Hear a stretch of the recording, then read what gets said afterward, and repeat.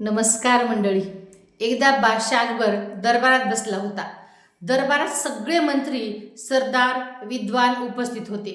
अकबरने अचानक प्रश्न विचारला, दरबारात असा कोण आहे जो माझ्यापेक्षा मोठा आहे? सगळे घाबरले. कोण हो म्हणणार, कोण नाही म्हणणार, चुकीचं उत्तर दिलं तर राग येणार, हे नक्की. बिरबल शांतपणे उभा होता.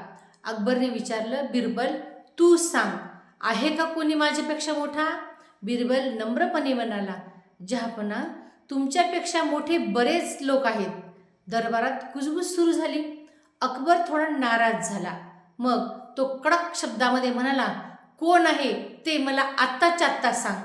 बिरबल हसून म्हणाला, जहापना, तुमचे आईवडील तुमच्यापेक्षा मोठे आहेत, कारण त्यांनी तुम्हाला जन्म दिला आहे.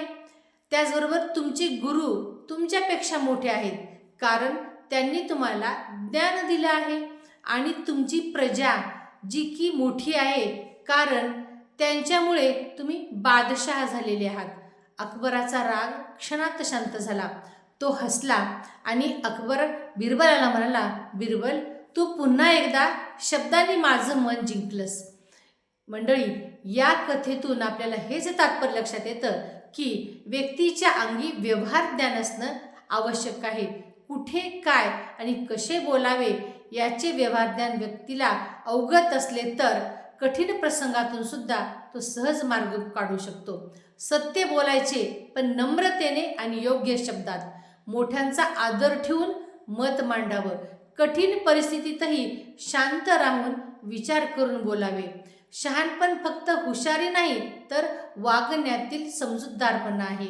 आणि मंडळी, यासाठी बोलण्याआधी विचार करा, नम्रता ठेवा, कोणत्याही परिस्थितीमध्ये शहाणपणाने उत्तर द्या आणि समोरच्याचा मान राखा. चांगला व्यवहार लोकांची मनं जिंकतो. मंडळी, या सर्व गोष्टी मुलांना शिकवण्यासाठी आणि काय करायला पाहिजे हे सर्व जाणून घेण्यासाठी व्हिडिओला भेट द्या, लाईक करा, शेअर करा आणि सबस्क्राईब पण करा. धन्यवाद.